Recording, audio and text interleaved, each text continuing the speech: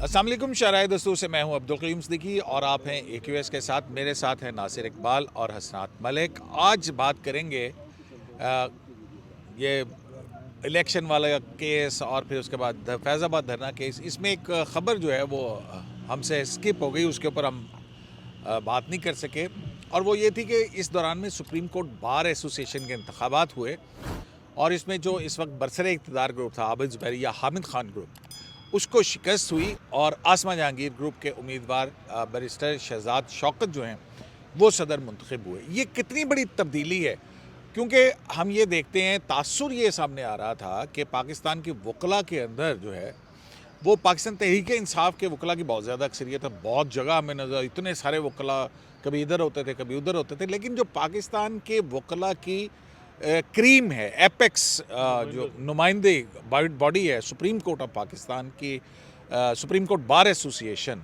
जिसमें supreme court के वकला हैं, वहाँ पर एक हैवी मार्जिन से जो है वो शिकस्त हुई है। तो ये क्या डिपिक्ट करती है? क्या ये जो इंतखाबात हैं ये नेशनल असम्बली के इंतखाबात या मुल्क के अंदर आम होने वाले इंतखाबात को भी रिफ्लेक्ट करते हैं, या इंटेलेक्चुअल की सोच कुछ और है और आवाम कुछ और सोच रही? नासिर साहब, आप कैसे देख रहे हैं इन इंतखाबात के अंदर? क्या ऐसी वजूहात हुई होंगी कि जो आबिद ज़ुबैरी साहब हैं वो इलेक्शन हार गए या हामिद खान ग्रुप इलेक्शन हार गया? अच्छा क़य्यूम साहब, यही सवाल मैंने एक बहुत सीनियर वकील साहब से भी पूछा था अभी, तो उन्होंने इसका जवाब दिया बड़ा क्रिस्प, और वही मेरा भी वो जवाब होगा।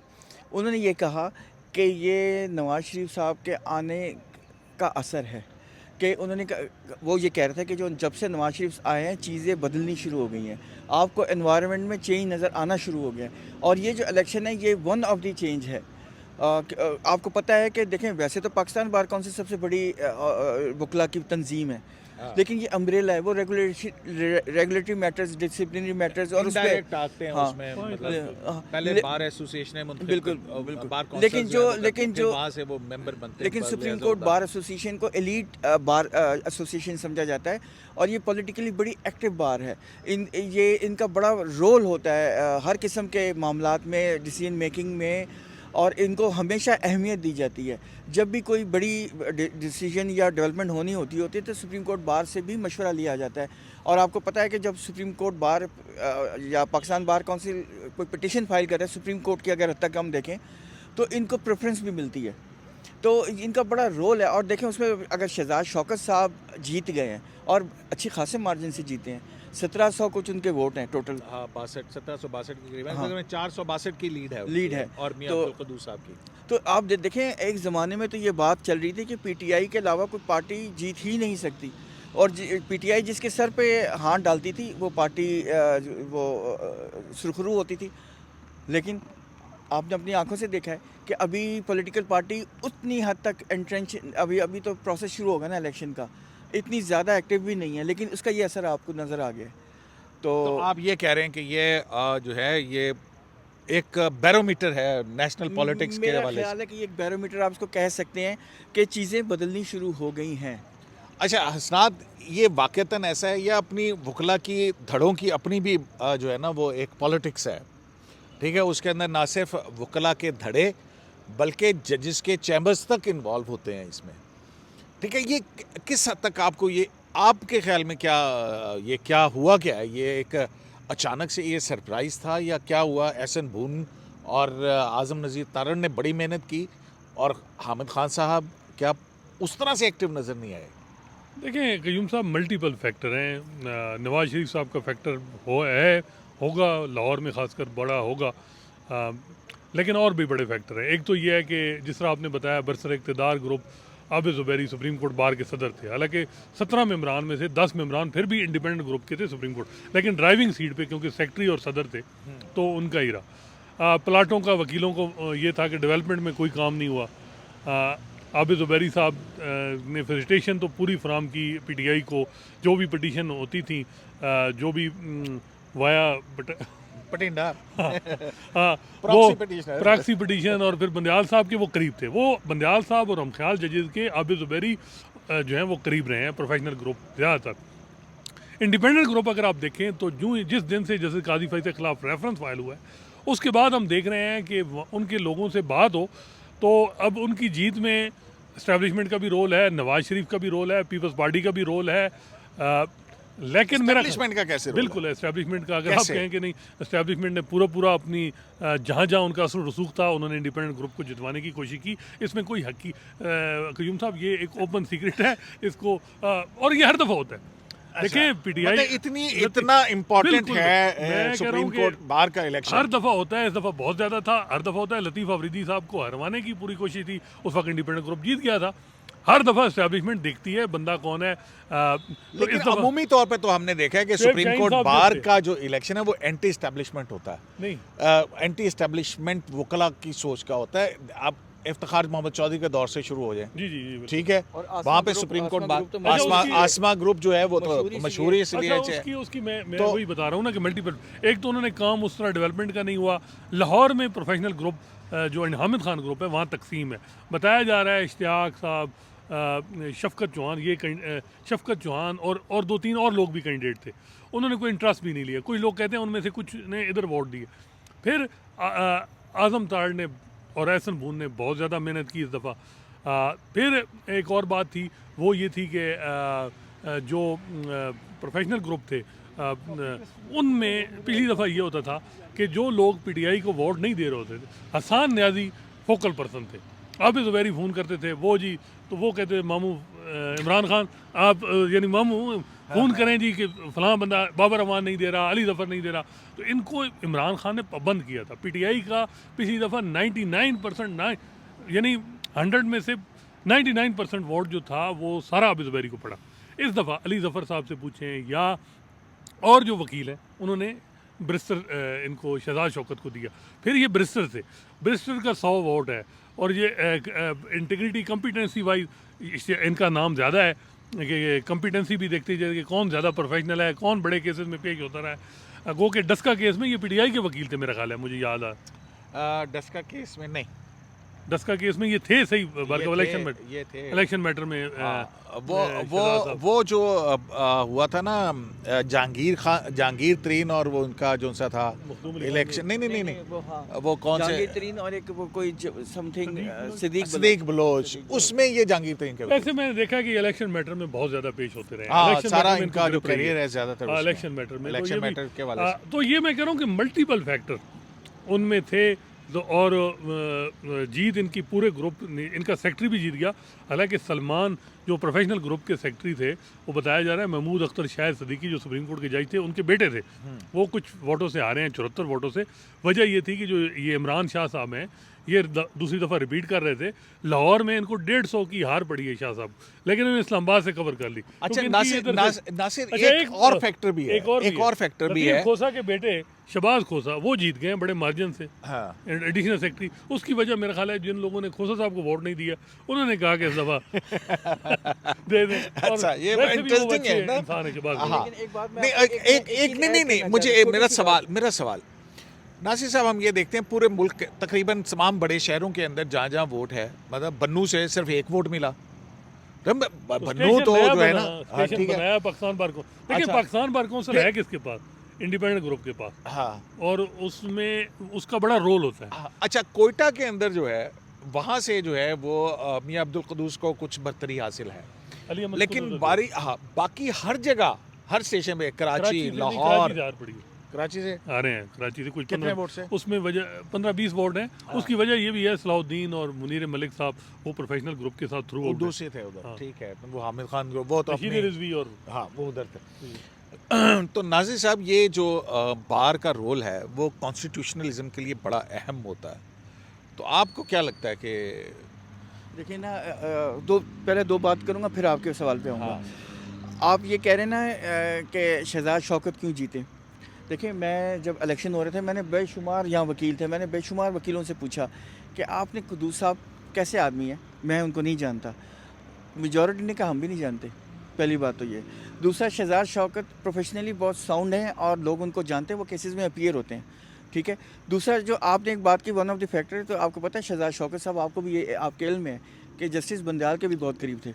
साहब के बड़े करीब हाँ, हैं। तो दोस्ती यारी बड़ा मतलब उनका अगर ये वाले फैक्टर्स। अच्छा, जहाँ तक दूसरी बात है, आपको याद है इफ्तिखार चौधरी साहब के ज़माने में जब उनको डिपोज किया गया था, तो सुप्रीम कोर्ट बार ने कैंपेन चलाई थी ना, आपको याद नहीं, फोर फ्रंट पे थे बिल्कुल। उस अली अहमद वक्त। कुर थे, एतजाज हसन साहब तो थे, प्रेसिडेंट थे, पहले मुनीर मलिक साहब थे प्रेसिडेंट, पहले मुनीर उन्होंने मलिक, इनिशिएट की थी, उसके बाद Yes. फिर एतजाज हसन साहब आ गए थे।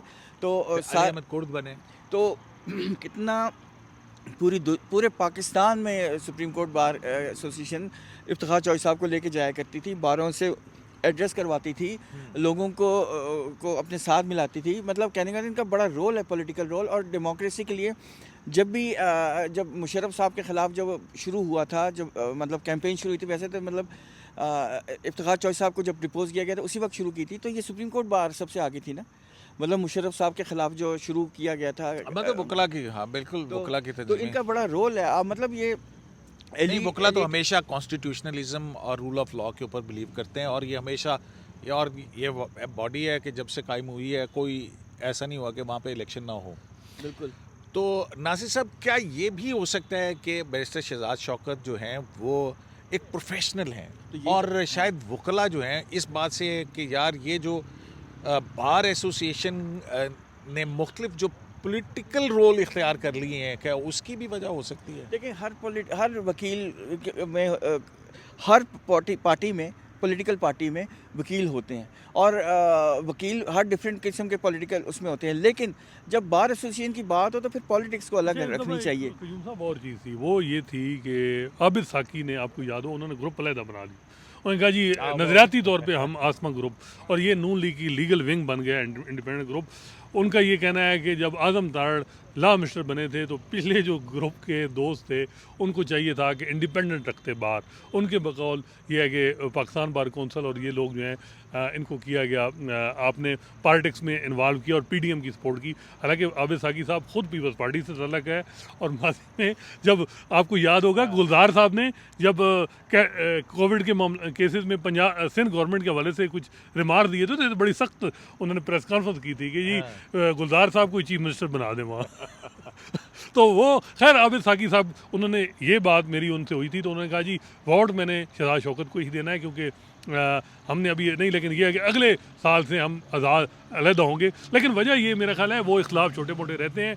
अच्छा, ये हामिद खान जो ग्रुप है, प्रोफेशनल ग्रुप, उस तरीके से साल में 12 महीने ये एक्टिव नहीं होते जिस तरह ये मानना पड़ेगा एहसन बून, आजम तारड़, ये ऑर्गेनाइज बहुत हैं। अमजद शाह एबटाबाद में, पेशावर में इनका सदर है, पेशावर हाई कोर्ट में, क्वेटा में कमरान मुर्जा हैं, कराची में यासीन आज़ाद हैं, यहाँ कल्बे हसन है, लाहौर में ये खुद एहसन बून, आजम तारड़ है। तो इनका जो हम देख रहे हैं 15 साल से ऑर्गेनाइज तरीके से जो चीज़ें हैं वो बड़ा अच्छा चलाते हैं। पिछली दफ़ा इनको ये था कि इनका जो कैंडिडेट था वो कमज़ोर था, वो खालिद जावेद, और आबिद ज़ुबैरी जो थे उन्होंने पैसे भी ठीक लगाए और वो एक्टिव भी काफ़ी थे, कंपेन भी ठीक थी। मतलब घूमना फिरना, छोटे स्टेशन से वो उनको हार पड़ी खालिद जावेद साहब को। उन्होंने कहा तुसी ही जाओ, फिर तुसी, मतलब जब कैंडिडेट हर जगह नहीं जाएगा और वो खर्चा नहीं करेगा तो फिर बड़ा मुश्किल है। तो एक जो असल जुडिशल पॉलिटिक्स पे इसका असर क्या पड़ेगा, ये जो इंडिपेंडेंट ग्रुप है, मैं इनको देख रहा हूँ कि ये जो है, जो इन्होंने बंदियाल साहब के साथ इनकी राय, और उन्होंने बड़ा शिकवा भी किया था, आपको याद है जब पाकिस्तान बार कौंसिल के वाइस चेयरमैन और चेयरमैन तारिक पाशा साहब, इंडिपेंडेंट ग्रुप, आप फिक्रा मुकम्मल करना है। इंडिपेंडेंट ग्रुप क्या? इंडिपेंडेंट ग्रुप के साथ बंदियाल साहब कोई खुश नहीं थे। इंडिपेंडेंट ग्रुप, एक तो याद है आपको कि जब ये 8-4 के आसमा जहांगीर ग्रुप से, आसमा ग्रुप के कुछ प्रेसिडेंट आए थे बंदियाल साहब के पास, जब वो दोस्त मजारी रूलिंग वाला मामला कि आप खुदारा फुल कोर्ट बना दें, सुप्रीम कोर्ट को बचाएं, तो उस पर इन्होंने बड़ा कहा कि बार को किस तरह इन्वॉल्व हुए, और इन्होंने फुल कोर्ट की तकरीर में भी ये बात की।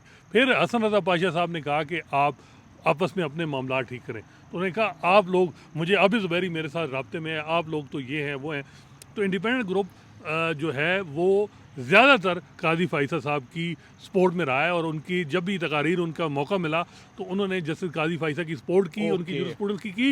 एक और बात वो ये है कि इंडिपेंडेंट ग्रुप इस चीज़ में भी वहाँ एक कंसिडरेशन है कि कुछ जजेस जो हैं, एक तो वो कंप्लेनेंट हैं जस्टिस मज़ाहिर के ख़िलाफ़, जितनी इस वक्त कंप्लेंट फाइल हुई हैं 10, ये सारी इंडिपेंडेंट ग्रुप ने की हैं उनके ख़िलाफ़। इंडिपेंडेंट ग्रुप क्या अब इधर तक ही इत्तेफाक करता है, या वो जो बात है कि जूनियर जजेस या एक आध और जजेस जो फ्यूचर के चीफ जस्टिस हैं उनके हवाले से भी ये मामलात जाएंगे, क्योंकि ये ग्रुप जो सुप्रीम कोर्ट में भी इसकी अब मेजॉरिटी है, सुप्रीम कोर्ट बार में भी, पाकिस्तान बार कौंसिल में भी है, प्रोविंशियल बार में भी है, तो ये किस हद तक अब देखना होगा कि आगे जाते हैं। मेरा ख्याल है कि इस वक्त काजी फैसा का बाहर की हद तक उनका यह है कि उनको बड़ी सपोर्ट मिली है और मिलेगी। नासिर साहब, वाक़तन देखें ये पॉलिटिक्स तो हर एक में होती है, ये कोई पहली चीज़ तो नहीं हो रही ना, हमेशा से इस तरह की पॉलिटिक्स होती रहती है, कोई किसके साथ होता है, कोई किसके साथ होता है, लेकिन बहरहाल एक खुश आइंद है, एक अच्छा लेकिन माहौल। ये है कि सुप्रीम कोर्ट बार ये का तो बड़ा बंदयाल साहब क्यों नाराज थे इनसे, मुझे क्या पता कि और ये क्यों बंदे, कंप्लेनर क्यों बन गए जैसे नकवी साहब? ये तो बड़ा इनका मुरासिम बड़े इकट्ठे। तो कंप्लेंट से हाई कोर्ट बार भी है, से हाई कोर्ट एसोसिएशन भी है वो। नहीं, वो कलीम बात- इमाम चले, ये बातें फिर जो है ना वो अंधेरा हो गया है। मेरा ख्याल है कि अगले उसके लिए छोड़ देते हैं।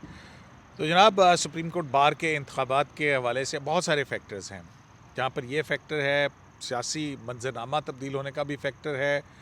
दूसरा जो है वो नासिर साहब, वैसे मुझे एक सवाल आपसे आ गया कि ये जो आबिद ज़ुबैरी साहब की जो टेलीफोनिक कॉन्वर्सेशन थी एक मुकदमे के हवाले से, वो भी कोई अमल हुआ, उसका भी कोई इम्पैक्ट हुआ होगा? ये देखें मल्टीपल फैक्टर्स तो हैं, लेकिन जो मैंने आपको रीजंस बताई वो एक क्रूशल फैक्टर है, वो ना मतलब आबिद ज़ुबैरी साहब की चौधरी परवेज़ इलाही से एक मुकदमा फ़िक्स करवाने के हवाले से जो ऑडियो लीक थी, मैं उसकी बात कर रहा हूँ। मैं समझ गया, वही बात कर रहे हैं, लेकिन देखें क्या उसका वकला ने भी इसका मतलब उन्होंने देखा चीज़ें होगा तो कि यार कौन क्या करती हैं, लेकिन बात वही आती है कि जो हसनान साहब ने कहा है कि इंडिपेंडेंट जो ग्रुप है वो बहुत एक्टिव है, इसमें कोई शक ही नहीं है, ऑर्गेनाइज्ड है, और हमेशा हमने उनको देखा है, हम उनके जगहों पे हम मतलब उनसे मिलते रहे, उनके मेरा ख्याल है activities में। पिछले जिन वजूहात की वजह से उनको शिकस्त हुई थी उन्होंने इसको उसको redress भी किया। रेक्टिफाई उसकी किया एक वजह तो यही थी ना कि वो जो 4 जूनियर जज जो बंदयाल साहब ने अपने लाए सुप्रीम कोर्ट में,